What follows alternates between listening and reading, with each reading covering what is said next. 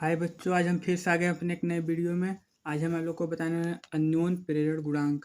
बस आपको इस तरह से बताएंगे कि आप पेपर में लिखेंगे, आपको पूरा नंबर मिल जाएगा। ठीक है, तो आप इसको ध्यान से देखिएगा। आपका हमारे चैनल एक्सयूवी कोचिंग सेंटर में स्वागत है और इसको ध्यान से देखिएगा। एकदम आपके पेपर में जरूरी है 5 नंबर या 4 नंबर या 3 नंबर में पूछा जाता है। ठीक है, अननोन पीरियड गुणांक परिभाषा देखिए, ध्यान से देखिएगा इसको ना, बहुत ही आसान है लेकिन ये बहुत ही महत्वपूर्ण आपके लिए है। माना प्राथमिक कुंडली में फेरों की संख्या n1 तथा फ्लक्स परिवर्तन फाई है।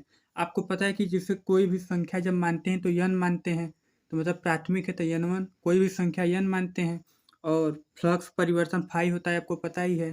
तो माना प्राथमिक कुंडली में फेरों की संख्या n1 तथा फ्लक्स परिवर्तन फाई है।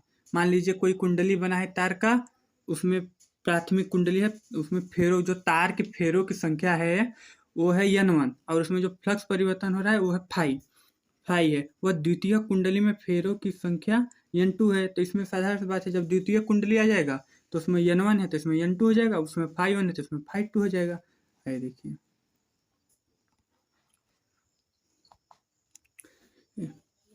द्वितीय कुंडली में फेरों की संख्या n2 तथा फ्लक्स परिवर्तन फाई2 है। यदि प्राथमिक कुंडली में प्रवाहित करते यदि प्राथमिक कुंडली में आई प्रवाहित, मतलब धारा, यहाँ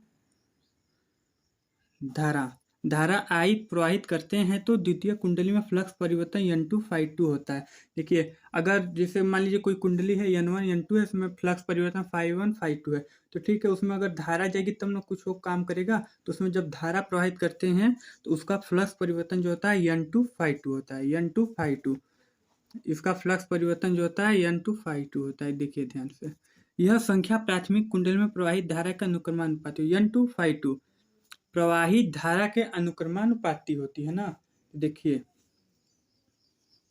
अनुक्रमानुपाती, तो आगे देखिए n2 फाई2 प्रवाहित धारा के अनुक्रमानुपाती I1। देखिए, यह संख्या प्राथमिक कुंडली में प्रवाहित धारा के अनुक्रमानुपाती होती है। तो देखिए n2, देखिए यहाँ n2 फाई2, तो n2 फाई2 अनुक्रमानुपाती I1 धारा, मतलब ये बढ़ेगी तो ये बढ़ेगी, ये घटेगी तो ये घटेगी, इसका मतलब ये होता है। ठीक है, अब देखिए n2 फाई2, देखिए जब ये प्रोपोर्शनल टू हटाने के लिए जब बराबर लगाते हैं तो कोई स्थिरांक कोई नियतांक मतलब कांस्टेंट जोड़ा जाता है ना। तो देखिए जब यहाँ हटाएंगे तो इसको इक्वल टू करेंगे, जब बराबर यहाँ पे यम जोड़ेंगे। यम क्या है? अन्योन पीरियड गुणांक है। देखिए आगे बताएंगे, यम I1। देखिए ये प्रोपोर्शनल था तो हटाने के लिए इसमें ये जोड़ दिए यम, मतलब कांस्टेंट एक तरह से मान लीजिए। तब देखिए यम को इस पार लाएंगे, यम इक्वल टू